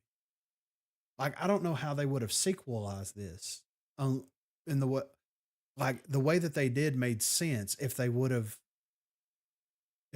sequelized it in a different way, it could have came off as cheesy. You know what I mean? Mm-hmm. So, but like I said, I didn't hate it. Like I thought it was pretty decent. Okay. Yeah. When it was all better said, than a lot of people said. Yeah, people were saying it's like the worst movie ever made and all this kind of stuff, and I disagree with that completely. The cinematography for the movie, first of all, is phenomenal. I mean, yeah, you kind of expect that, right? Yeah, right. Of course, the acting is great. Even Gaga, she did a great job as Harley Quinn. And everybody else that kind of centered around the world, they did a good job as well. But I mean, whenever it went off, I didn't feel like I wasted my time. I didn't feel like unsatisfied. I felt like it was a logical conclusion to the Joker story that they were working on. Okay. I would definitely not miss it if you enjoyed the first one, because like I said, it's a I didn't logical. watch it. The first one was phenomenal. Like I said, this wasn't as good as that first movie, but I wasn't expecting it to be better. Right. But you know, it's it was good though. I did enjoy it. At least it was better than you thought it would be. Yeah, and I don't really understand a lot of the hate. Um, like some of it is like, okay, I kind of get that, but like I think the point of the original movie was misinterpreted by so many people, and this was like a logical continuation of the point that was trying to be made in the original movie. So, you know, Okay. yeah. I wonder why people were so mad about it. Well, with the original movie, it was the story focused around like mental illness heavily. Yeah. Yeah. And that like a lot of people didn't really like understand that, I guess. It's supposed to like show his descent into madness, right? Yeah. Yeah. It's, you know, it makes him more of a sympathetic character because you kind of understand the things that he had experienced in his life that's kind of led him down this path. And then it's kind of like falling down. He gets Right. fed up with everything, and then he just like snaps, you know, and he just decides to take matters into his own hands. Um, but yeah, there's definitely a lot of um, mental illness stuff in that, and that's where a lot of people were just on both sides of the fence. We're kind of taking it in the wrong way because it's like, dude, like this is about mental illness, about someone that has multiple mental illnesses. You know what I'm saying? Yeah. But yeah, it. I didn't hate it at all. I thought that it was an interesting conclusion to the story. Hell yeah. And I think watching them both like back to back, it'll be a good like it's to me it's a good experience. Like I would watch both of them again. Probably So make it better to watch them back to back. yeah. Which the second movie picks up 2 years after the events of the first movie. And the story of the second movie focuses around the trial from what happened in the first movie. Okay. Yeah. So, and it is kind of a musical in a Yeah, very, oh, supposed to be. I know it was supposed to be a musical. well, they do it in such a clever way, right? Because it's like that episode of Scrubs. Okay. Like that chick, you know, has that brain tumor or whatever, and everything that she hears is in sing song, right? Mm-hmm. Well, in this, whenever he goes off into his fantasy thoughts, it turns into a musical. That's So, interesting. yeah. So it's more in his head. Yes. Yeah. That makes it make more. Okay. That makes a lot more sense. I thought that's what they were going to do with it, you know? Yeah. I thought that they were going to make it just a full-fledged musical through and through. But no, there's moments where like he's like at one point he's in Arkham and he's looking at the TV and like Harvey Dent's on the TV and it's like we're going after the death penalty for this guy. And they're like, death penalty, what do you think about that, Arthur? And then he just starts singing and dancing and like does this whole thing, you know, through Arkham. And then it like cuts back and it's like, so what do you think about that, Arthur? And he's still just standing there. You know what I'm saying? Mm-hmm. So it's all kind of in his own little fantasy world. Okay. So, but yeah, it's cool though. I haven't watched anything past few days. Yeah, I've been watching Grey's Anatomy with Helena. Yeah, That sucks. it's it. You know what Grey's Anatomy makes me want to do? What? Watch Scrubs. Yeah, right. I'm like, this A is good doctor show. this is so depressing. Yeah. I want a little bit of depression, but with a lot of comedy. Well, that's the thing. Like, like she started it from the beginning. The show came out in like 2004, 2005. So, Yeah, a long fucking time ago. yeah, it's on like season 22 now or something. Yeah. But like, and you can definitely tell that this was a product of the time, at least the seasons that she's watching, because like they try to include like comedy and stuff like that into what they're doing, but it's like the mixture's off. You know what I'm saying? There's a little like you're trying to be funny after someone just horrifically died. Yeah. You know what I'm saying? Like, or like in the middle of someone trying to be funny and doing like Scrubs did it right. Timing is everything. Yes. And the timing in It that really show is. so off. I'm just like, I feel so weird right now watching this. But That's one of those shows that Erica watched, and I played video games while she watched it. Yeah, it's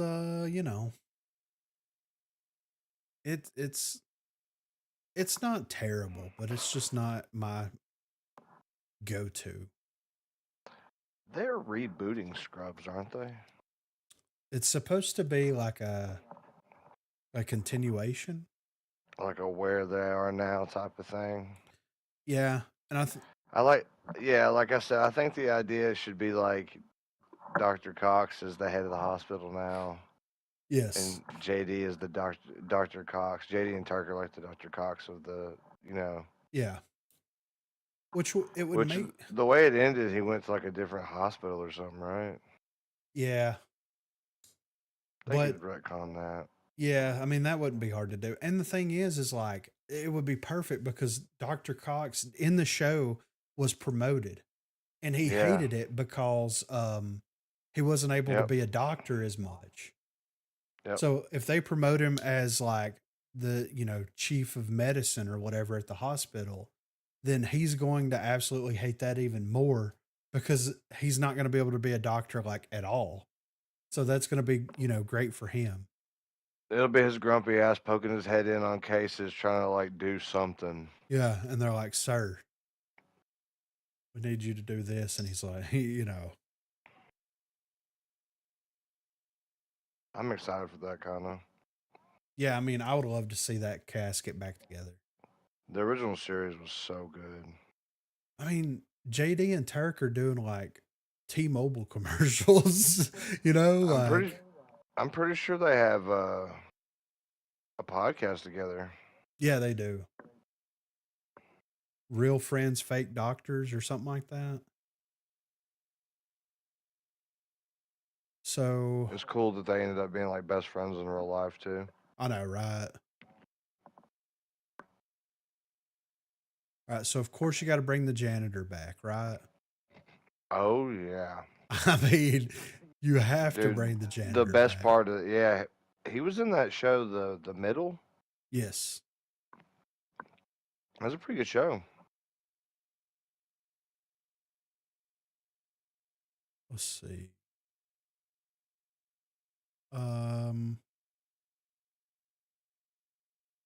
And the chick that played Elliot, I mean, she's doing voices now. I mean, pretty much everybody does Beth on Rick and Morty. Yeah. Pretty much everybody's still around doing stuff. So, I mean, why not? For real.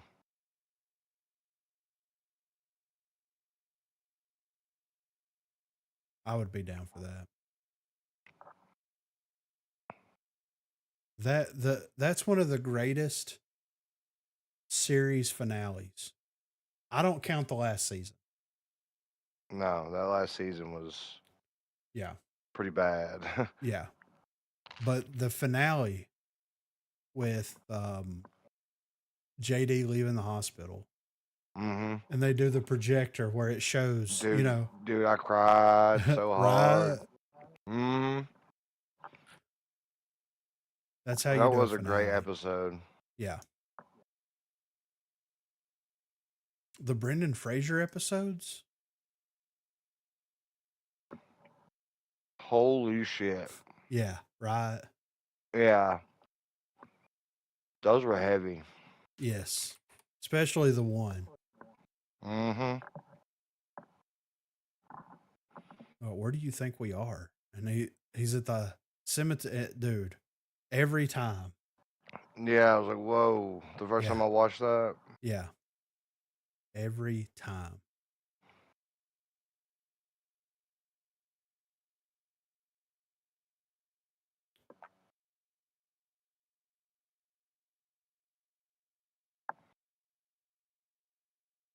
They making a Shrek RPG? What? An RPG? They better be turn-based. Let's see. No, I don't guess so. That was a good thumbnail. I'll say that. Because it looked like Shrek in Skyrim. It might be a mod. That might be the thing. Might be a Shrek mod for Skyrim.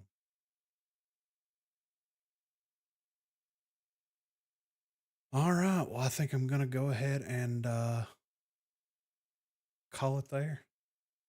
We got down deep into the Marvel Rivals nonsense, looking at the new characters that are going to be coming out, the kits, the abilities, what they're going to be able to do in game. I'm excited. We've got like 20 days, 25 days until it drops. I'm ready for it. And whenever it does drop, I do plan on doing some streaming if I'm not super busy. Cause you know, I'm definitely gonna start making more like game videos. Whenever that drops, talking about the characters, changes, balance stuff, maps, all that good stuff, character guides, the whole 9 yards. Just kind of like throw my hat in the ring, see what happens. And I haven't been excited to play something in a while. So this has got me absolutely pumped up. So, but yeah, guys, I hope everybody had a great weekend and I hope everybody has a good start to your week tomorrow. Should be back on Thursday, hopefully. Maybe. I don't know. Thursday's a birthday. So I might not. Might be doing other stuff. We'll see. But yeah, I hope everybody has a great one out there, and I will catch you guys on the next one. Have a good one, guys. Later.